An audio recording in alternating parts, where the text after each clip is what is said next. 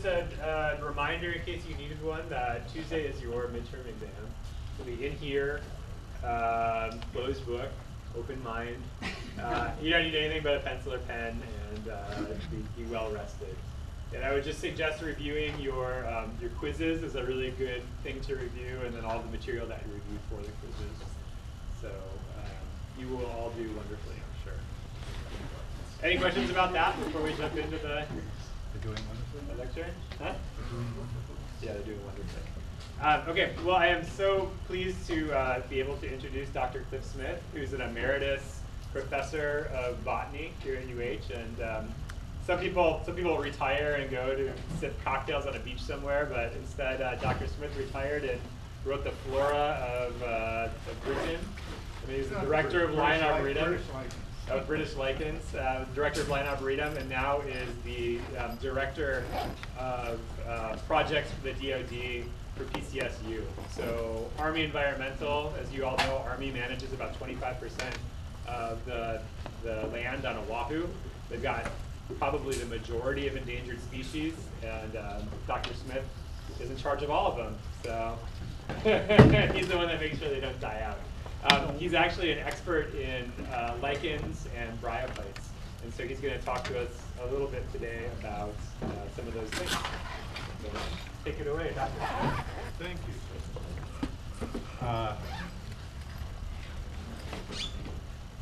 There are many symbioses in biology.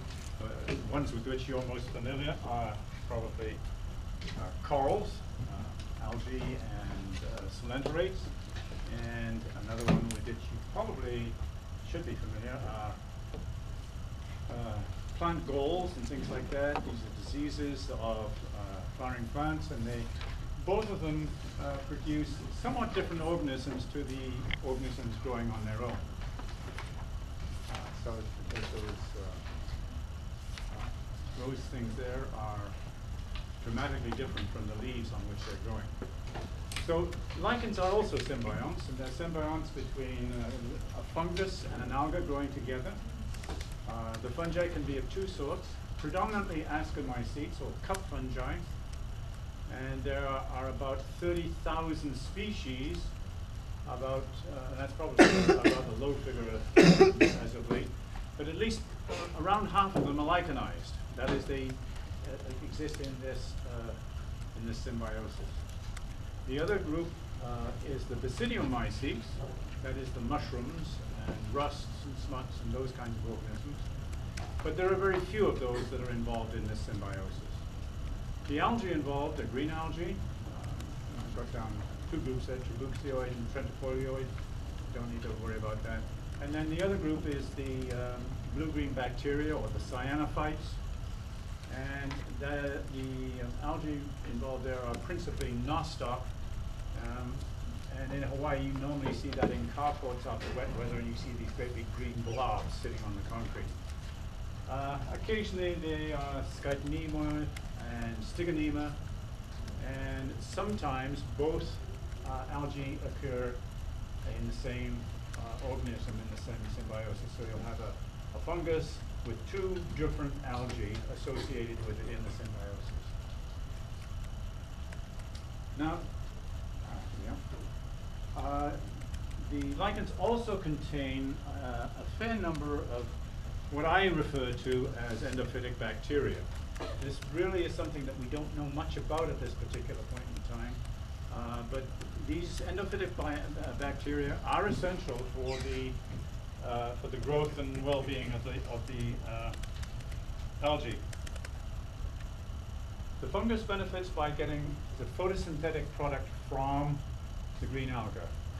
The green alga secretes a sugar, but it's not the normal sugar, fructose or sucrose. It is one of the other polyols, mannitol, ribitol, or something like that. So already you can see that the fungus has transformed the physiology of the algae to produce a very specific and different sugar than normal. The algae, on the other hand, derive protection, nutrients, and water from the fungus. Okay, a quick run through just the growth form. This is a crustose lichen.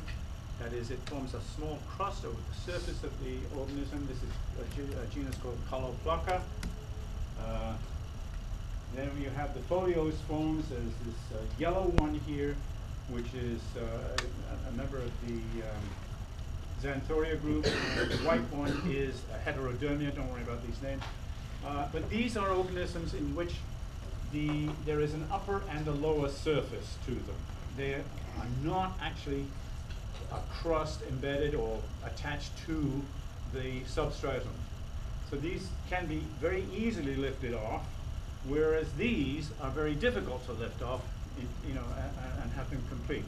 They are slightly embedded in the substrate, the rock in this particular instance, probably speaking.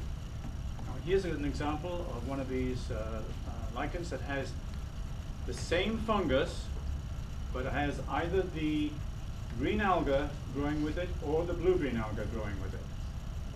Okay? This is in the genus Pseudocyphalaria.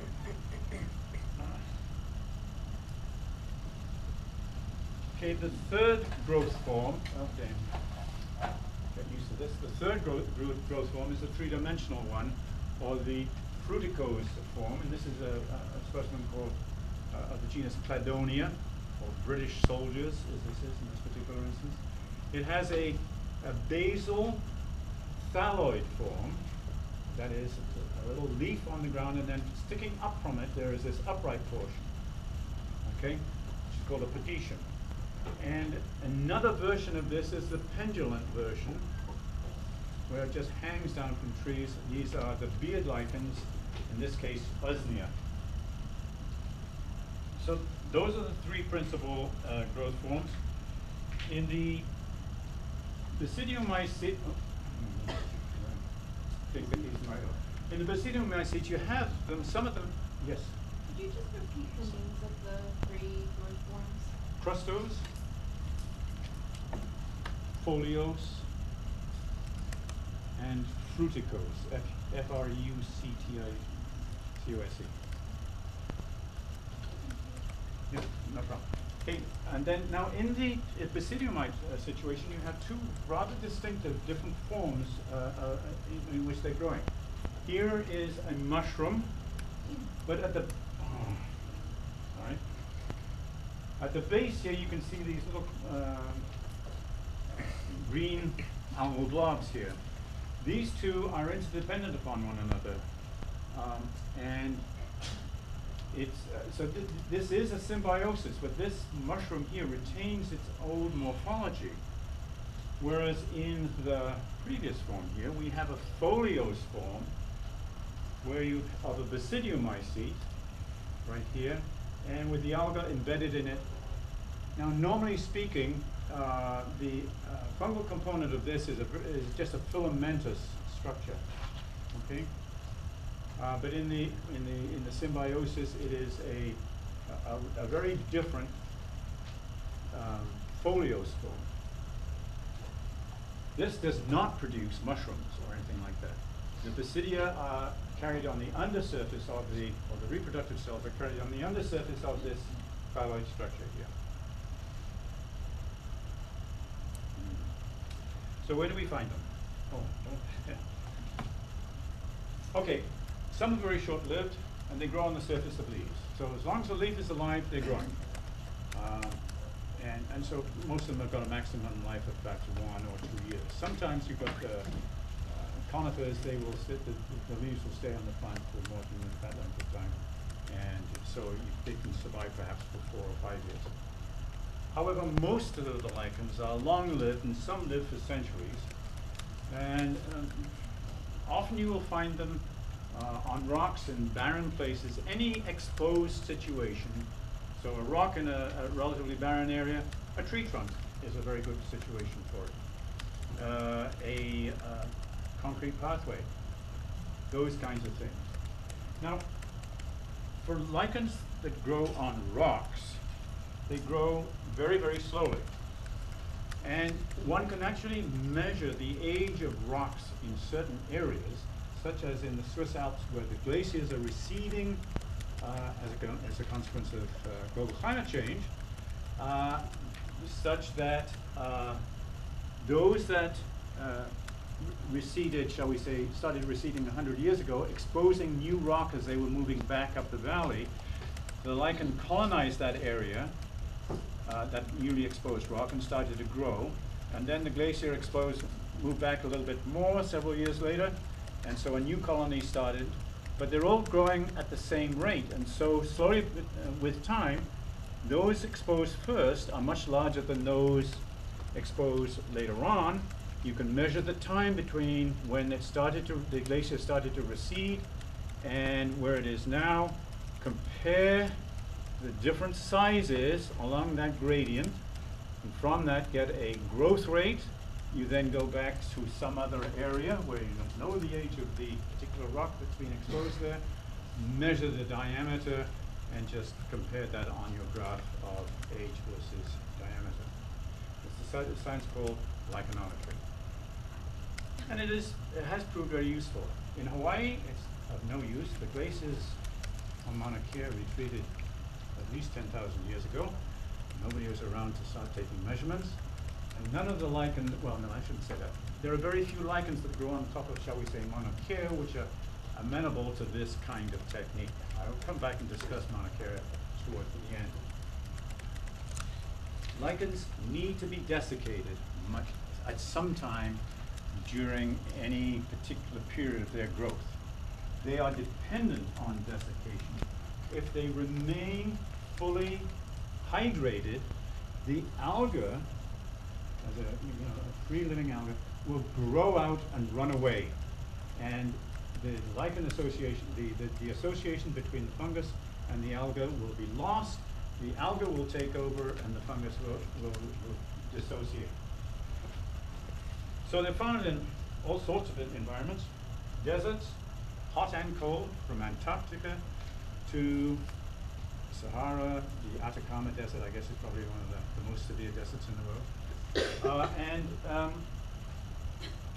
Some of those species that there actually grow inside the rock.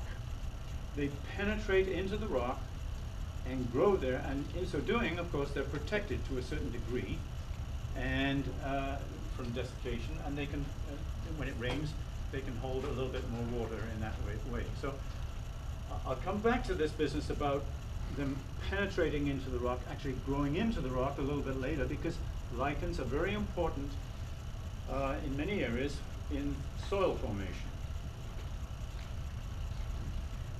There are, on the other hand, some aquatic species. They're mostly freshwater species, but there are marine lichens as well. They grow principally on rocks and on barnacle shells and things like that. But they are almost always intertidal. You never find them submerged in marine environments because it's too wet for them. And finally, the wetter the environment, the more likely it is that the algal component will be a blue-green alga.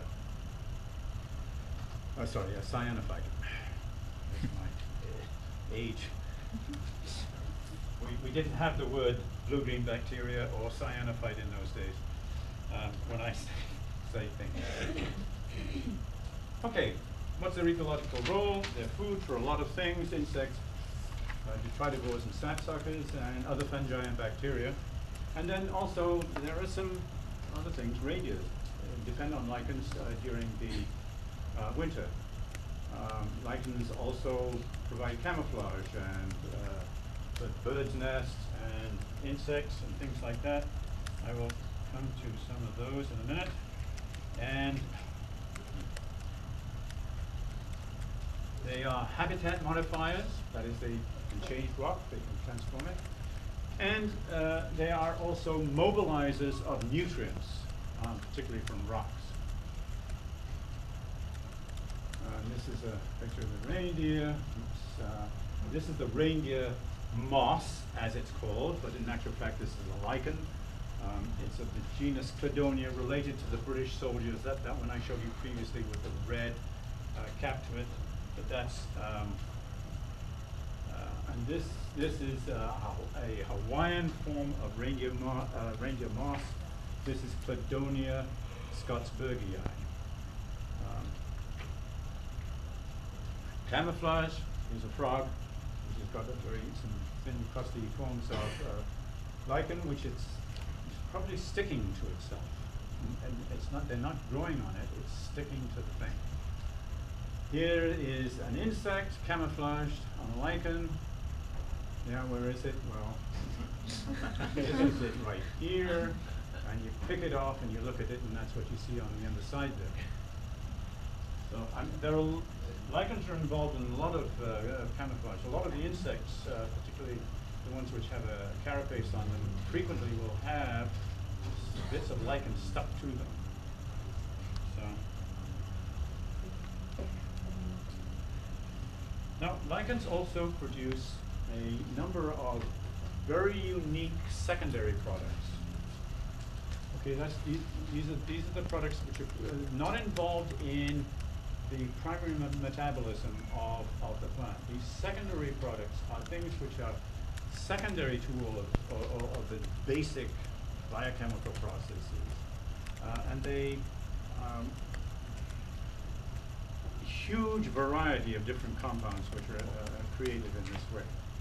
In lichens, they have 600 or more, and they're almost always unique to lichens. They're not found in any other organism in the world. They can be up to 5% of the dry weight of the organism. And that's a colossal amount of material as a secondary product. It's not a storage product like starch in potato or anything like that. This is a secondary product which, as far as we know, has no real function for that particular organism at that particular moment in time. But there are some functions of these compounds. And the product is, the secondary compound is nearly always produced by the fungus, by the lichen in the symbiotic association. Very rarely, small amounts will be produced by the fungus growing in isolation. There's a huge variety of compounds involved here. I've listed most of them right here. Many of them are colored, and they screen light. Others are very bitter tasting, and so you don't want to, organisms don't particularly like to eat them.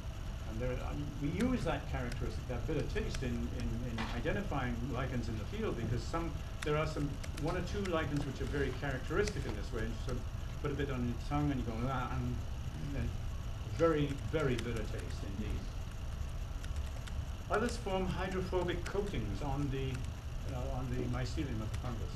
And that just protects them from getting drowned, as you might say. It repels the water, because lichens do not like to be totally soaked. The only lichens that can tolerate being soaked in water are those that contain blue-green algae. Lichens that contain green algae, generally speaking, absorb water from the environment, and if the humidity is above 75% or somewhere in that region there, a lichen can be quite happy growing and photosynthesizing with no liquid water around, just absorbing the water from the humidity in the environment.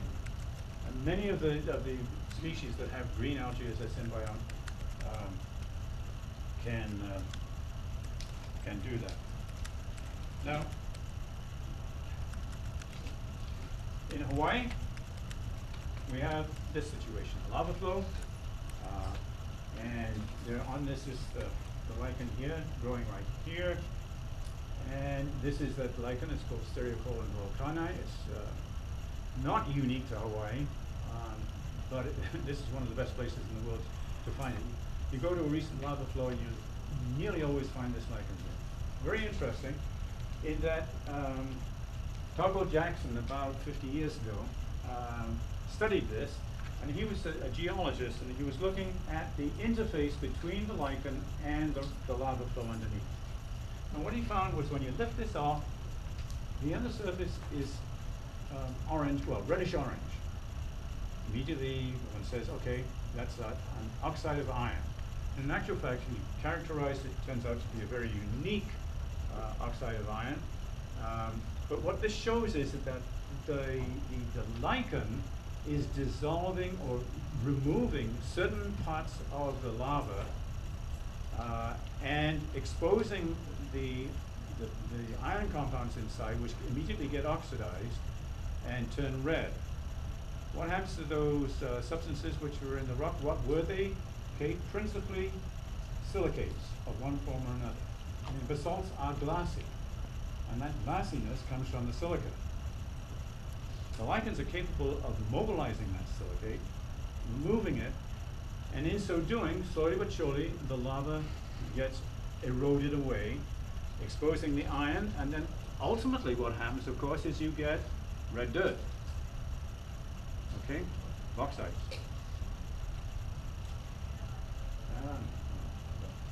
Well, that's just one of these red ones. I don't want to talk about that. So the process by which all of this is done is by the second thing, the chelation of lichen acids. It removes calcium, magnesium, and silicate, and leaves the other things, but it slowly degrades the rock and creates soil. And you can see this very frequently. Here is a monument. This one actually is in Italy. And you can see that this is a monument. There is somebody's face there, or was, and it's just been totally eroded away.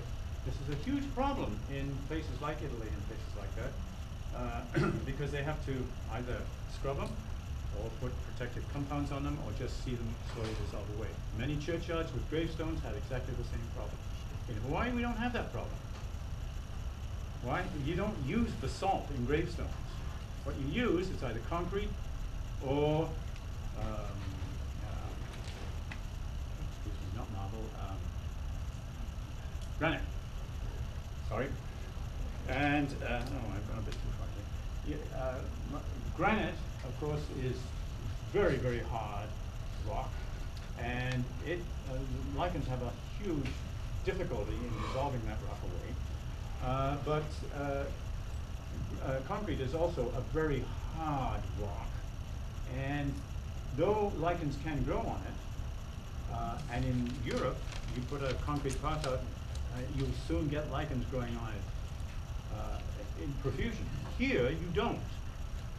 You do not find that happening with concrete. There are very few lichens that attack or grow on calcareous substrates. Why? Well, how much calcareous substrate is there or was there available in Hawaii, shall we say, prior to Captain Cook coming? Well, even after that too, until quite recently. There are very few. There are very few calcareous areas, and what are those? Those are raised reefs. And you've got to be down at the shoreline, and you really need a map if you want to find them, because they're few and far between. And they're going to get even fewer and farther between, because as the ocean rises, they're going to disappear. Where don't you find lichens? Okay. Well, since the Industrial Revolution, there are many places you don't find them, particularly in industrial areas.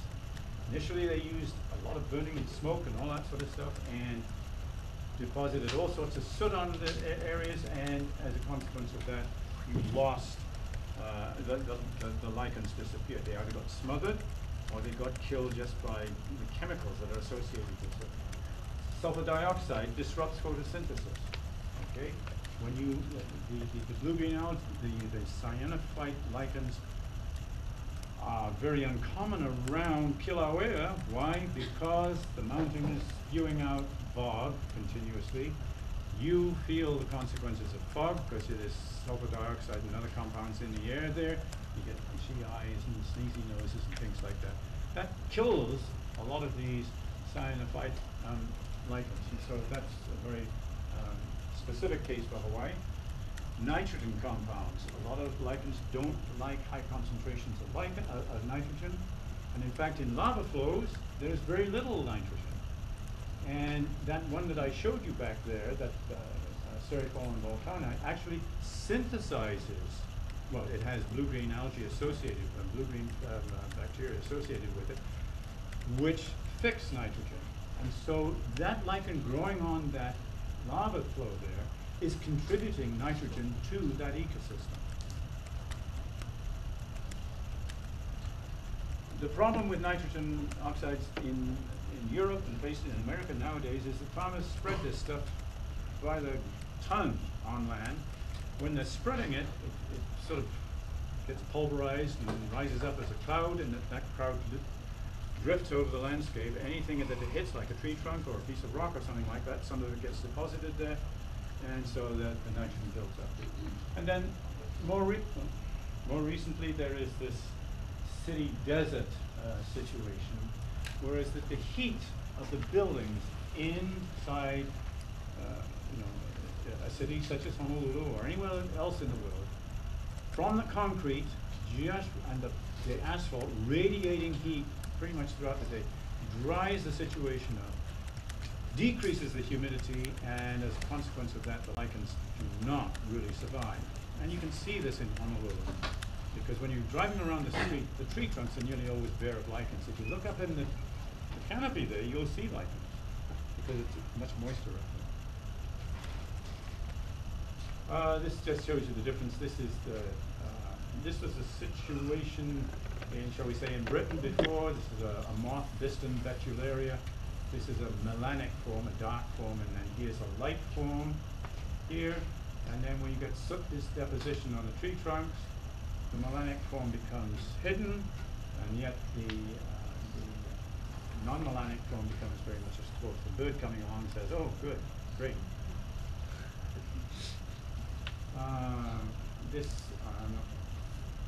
There are lichen dyes. I just want to say lichens have been used by humans for many, many years. They predate Greece. They're red and purple. Many of them are orchils. They're fermented in dilute ammonia, which is generally urine. They're only fast on proteins, wool, and in Harris tweed, the musty odor comes from the lichen. And I've got this is a lichen dye piece of mat or something. Look it up as you like. But the colors are strong and striking. Okay. And these are some of the other colors that you can get. Very attractive, very useful. This is the lichen from which it comes, orchil. Now, a relative of this does exist in Hawaii, but the Hawaiians never used these dyes. Why? What's the nature of their cloth? But bark, yeah, plant. It's a polysaccharide. Okay, these dyes only mordant onto protein, so they didn't have this. Lichens are also used in perfumery and in trunks and things like that. Nice, sweet, mossy smell. One of the most important things about the substances you get out of some lichens is that they cause the odor of the perfume to stick to the skin. I mean, you don't want to spray on a odorant perfume or something like that, and then 10 minutes later it's gone. These substances from the lichen hold it onto the skin. And they've long been used in medicine and pharmacology. Anti-tumor. Arsenic acid was used as a paste on wounds. For some reason, the Hawaiians never did that. No idea why. Similarly, in the mosses, here's the sphagnum. There's sphagnum up in the Kohalas. Tons of it. This, when you dry it out and use it as a wound packing, it absorbs a lot of the gunk that's oozing out of the wound. At the same time, it's also got a mild antibiotic. And it's a very useful thing to have. I have no idea why the Hawaiians never used them in this respect. And there are some with harmful properties. Some actually kill animals. This is Lichens of Hawaii. And, I thought it was an old wives' tale, but there is substantial evidence to support this idea. And also, a lot of people get contact dermatitis from lichens. Now, the real point here is, I want to talk a little bit about the adaptation to the land environment. It took place 350 million years ago, well, sort of give or take, 30 million years. There's increasing evidence that the fungal symbiosis enabled the plants the algae to adapt to the land environment. Algae and fungi growing separately soon desiccate, but when you get them into the association, they become desiccation tolerant. So the fungal symbiosis could have been, that is, lichens, could have been the first rooting system. And when we go back and use molecular dating, and to me this is all black box stuff, in actual fact, and go back with the lineages of the lichens, they sort of suggest that the lineage is over 600 million years old. And at that time, the Earth was in the snowball condition, and it was sort of most readily explained by the reverse of climate change. Well, it is a climate change, but it's the reverse form of climate change, by a decrease in the atmospheric carbon dioxide. Fungi and lichens increase weathering of the rocks, thus helping, which help reduce the amount of CO2. If you expose calcium to the air, it will slowly form calcium carbonate, and that will then precipitate out. So in so doing, you're removing carbon dioxide from the air. The algae and the lichens photosynthesize using carbon dioxide, generating oxygen. So ultimately, that whole system turned around so that you've got more oxygen being produced and more carbon dioxide being taken out of the atmosphere. The increase in oxygen enabled animals to evolve, and then again release carbon dioxide. The question is, why are there no good fossils from that period? And the answer, of course, is that they're all soft-bodied. They soon deteriorate. There is, however, a very good fossil record for the lichens in amber. That is these gummy substances which secreted from conifers and some other trees. Some of these bits and pieces become embedded in insects and other things as well, and they then harden up, they dry out, and they become as hard as rock. The fossil record always postdates the molecular dating, and the oldest recognizable fossil is about from the Rainy Chert about 400 million years ago. Now, in Hawaii, lichens first collected in the U.S. exploring expedition, Manum Brigham, identified by Tuckerman.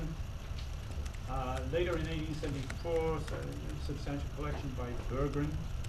In 1909, the Abbe Faré came through from Paris. He stayed mostly on Kauai. And then in 1924, a guy by the name of Christopherson came through, collected mostly on Niihau and Necker. And there were also some local people, local people, Joseph Rock, Marie Neal, Constant Hart, and others, state foresters, and Bishop Museum staff. All of the Bishop Museum collection was sent to Berlin just before World War II, and has never returned. It got bombed out and was lost. Okay, and the only collections, those only early collections do remain are the U.S. Exploring Expedition, which are at Harvard. Some of the Berggren collections are in Vienna. The Abbe Faré collection was lost, but then about 70 years ago was found in a basement at the museum in Paris. Christopherson's collection has never been found again. All of these have been lost as well. Then a rich Swede by the name of Scotsburg came across, came through the island in the late 40s, and has a large collection at Stockholm. And then there's this, whatever that is, I'm not sure. So, a guy by the name of Magnuson down here started working on the few collections, the Scotsburg collection, the collections in Vienna, and ultimately he was alerted to the fact that the Faré collection was in Paris. He identified over 600 species. Okay? Now these early identifications were mostly by Europeans. Europeans working with their understanding of lichens in Europe. And in fact, even in later people who were identifying Hawaiian lichens in America, were very Eurocentric because most of the literature came from Europe. Even today, tropical lichens are very poorly understood compared with those from temperate and Arctic regions. In fact, the Arctic regions are much better known and understood than the tropical ones. Now, from Magnuson's work, one of the first things that became very immediately apparent was there's no apparent adaptive radiation. And this is kind of surprising. Now, the same, Ho found the same thing true in mosses. Ho died about 15 years ago. But he worked on the Hawaiian mosses. He found that the same thing was true in the mosses. No adaptive radiation. And the other thing was that there are no invasive species that we know of. Nothing of the nature of Myconia or Albizia or whatever you like to think about. Nothing. Doesn't mean to say there aren't invasive species. Part of the problem is that this is not a very comprehensive collection. I mean, there's, what, maybe 10, 15 people who've collected over time compared with the hundreds of people who've collected insects and flowering plants and things like that. So there's a much better record of what existed in Hawaii soon after Cook came, compared with what we know about the lichens. Nobody really started working on them for 50 years, even beginning to collect them.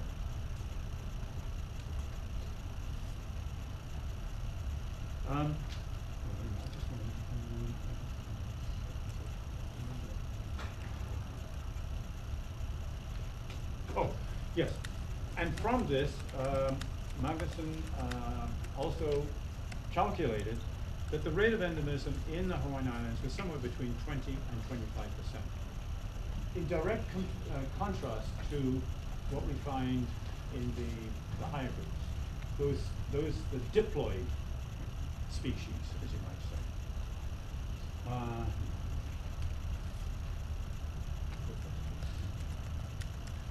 Okay, so the thing now is, where did they come from? The conventional thought is that they came from Central and South America, and principally brought here by hurricanes, probably.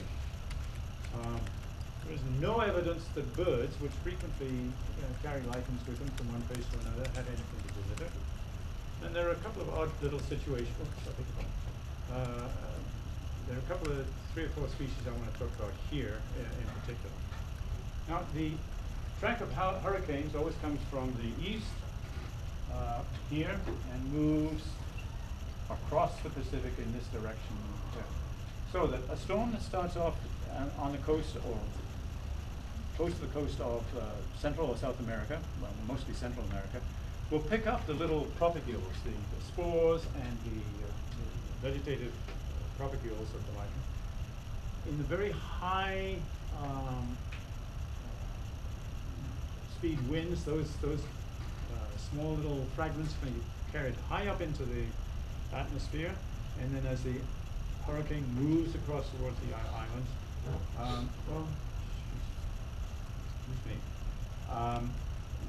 they get carried with them. Okay, but notice something here, and this is a thing I saw fairly rapidly after I was looking at these things. Many of these storm systems start to die out before they actually touch the Hawaiian Islands. Okay, and so things that are relatively heavy, a large spore or a small fragment of something, will start to fall out in this kind of region. And so I actually did a paper where I looked at all of the species in Hawaii, and I looked at their spore sizes and things like that. And you look at the Hawaiian flora of lichens, and the number of species with large spores is much higher than those with small spores. So what I postulated was that they're carried along like this, and once they start to dissipate like this, then they started to fall out, and that's how they got here. It sort of gives us an idea about how they got here, but also that why there is such a high preponderance of large spore species here. Yet there's this thing, Pseudocyphalaria hawaiiensis. first name from Hawaii, but quite recently discovered in the Pacific Northwest and all the way across to the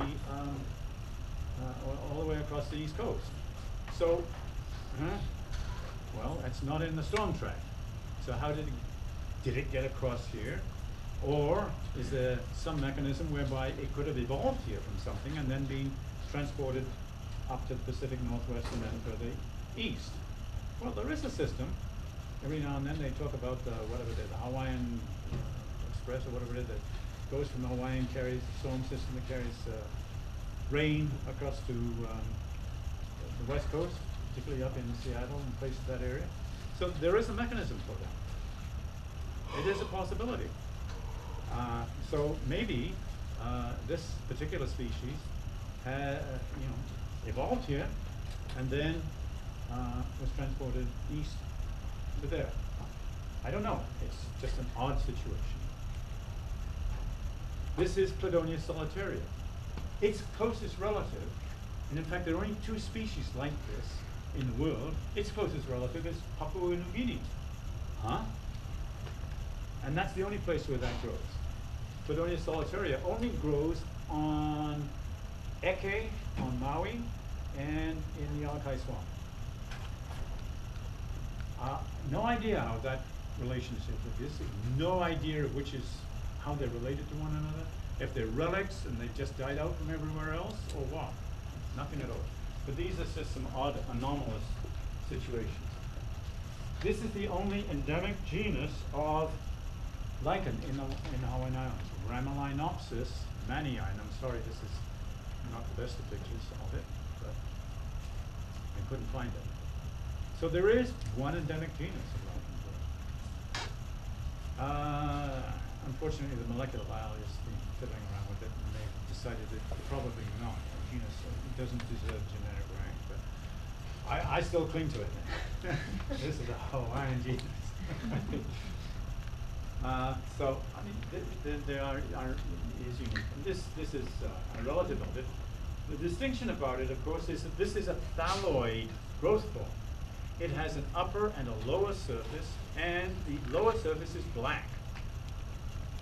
All of the other relatives of this genus Ramelina here, okay, the 2 surfaces are the same color and everything. Their apothecia are very similar to one another. So they are very definitely related to one another and very closely related. But I think that distinction in the morphology is distinctive. Now, Mauna Kea, Mauna Loa.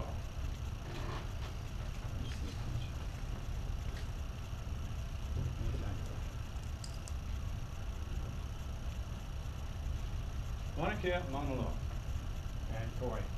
There is a story about Kauai having deposits of sands or small particles of minerals transported to the island from the Northeast Asia, Mongolia, places like that. How did they get there? Well, the jet stream carried them down, and perhaps as it turned back up and weakened or something, or it just grew over. But anyway, you find these deposits there. I've never seen the original paper about this, so I'm not sure. But I mean, it's a story that everybody talks about here. And the anything that comes down to Kauai from the high temperate region is not going to have much of a chance. It's warm and it's wet. Most of those species that go up there in the boreal forests and steppes and all of that sort of stuff are very adapted to just dry periods and that sort of thing. However, there are some very distinctive species on the top of Mauna Kea and Mauna Loa, which definitely are from the northern hemisphere and from the boreal, that is the region just above the temperate region. Here is one, Umbilicaria. This is it's a thalloid lichen that on the undersurface has only a single attachment to the rock. That is an umbilicus, ecos, as you may say. And there are 4 species up on the tops of these mountains. And there is another genus called Pseudoscibi, which is also there and unique to the upper boreal regions. And that is the probable origin of that. So the Hawaiian lichen flora is predominantly from Central and South America. But there are elements that come from other parts in rather special regions. Now, for the last 40 years, for the first 40 years of my existence in Hawaii, I accepted that Hawaii was filled with cosmopolitan species. Okay? And that is now being reevaluated. Lichens are known to evolve slowly. And part of the reason for that was because the 2 symbionts have to stay in step with one another. You can't have one evolving and the other not sort of keeping pace with it. Now, this is all being turned totally over by recent studies of the molecular species, molecular evaluation of the species here, such that now most of the people working in that area feel that the rate of endemism in Hawaiian lichens is 80% plus. And this is, I mean, I accept this, although I do say a lot of molecular biology is black box stuff, but I have to accept it because, you know, it looks pretty good. And generally speaking, once these people start identifying these different groups, then they go back and then they start looking for, you know, morphological characters. In many instances, they find them, which clearly separate one from another. It's just that we weren't looking closely enough. Well, we were. But on the other hand, there are some instances where two entities that we had considered to be different from one another, in actual fact, turn out to be the same thing. They're probably ecotypes. That is, they're growing in under slightly different environmental conditions, which induces differences in morphology, which we accepted as being, you know, real, and which in actual fact mean that they're not. So Hawaiian lichenology has gone through an incredible upset in the last 10 years. An incredible upset from believing that, you know, we had a very ordinary kind of flora, to us now having to think again, to rethink that whole idea. To think in the same vein as the people who work with insects, birds, and pyropons, that most of the species that are in the Hawaiian Islands are unique to Hawaii. They have evolved here. It's a very uncomfortable situation to be in because one has to now go back and start looking at all those considerations that these other people have been looking at. And we have to start looking for things like adaptive radiation. To date, you know, it's very tenuous. Very tenuous. But we have to look at it. We have to change. I am having to change my whole way of thinking and looking at the Hawaiian flora because of these molecular studies. The first one came out about 4 or 5 years ago, and they are now increasingly common. These studies showing that we've got to segregate, create new species in the Hawaiian Islands for all of these little differences. I used to go around at one point and I'd see a common species and I'd say, oh, okay, you know, it's just a variation of that. And I didn't bother to collect it. So now, when I get this thing and there's 6 species here,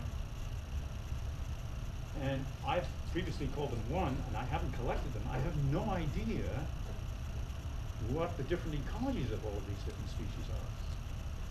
And so I'm having to revamp my whole collecting mechanism and attitude. So now I'm becoming a bit of a, okay, I'll grab anything almost. Because I have to be prepared to accept that, you know, these things are very, very different.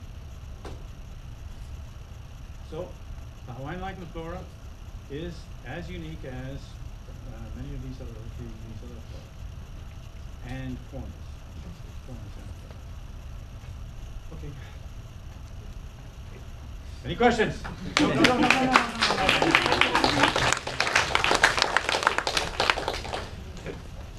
I have one quick question before we go. Sure. Our students have been really well trained that whenever we ask them where did this thing come from, this insect, this plant, this fish, Asia or the Indo-Pacific, right, is where most of our biota comes from. Why didn't any of these lichens from those areas make it to Hawaii? Well, they came with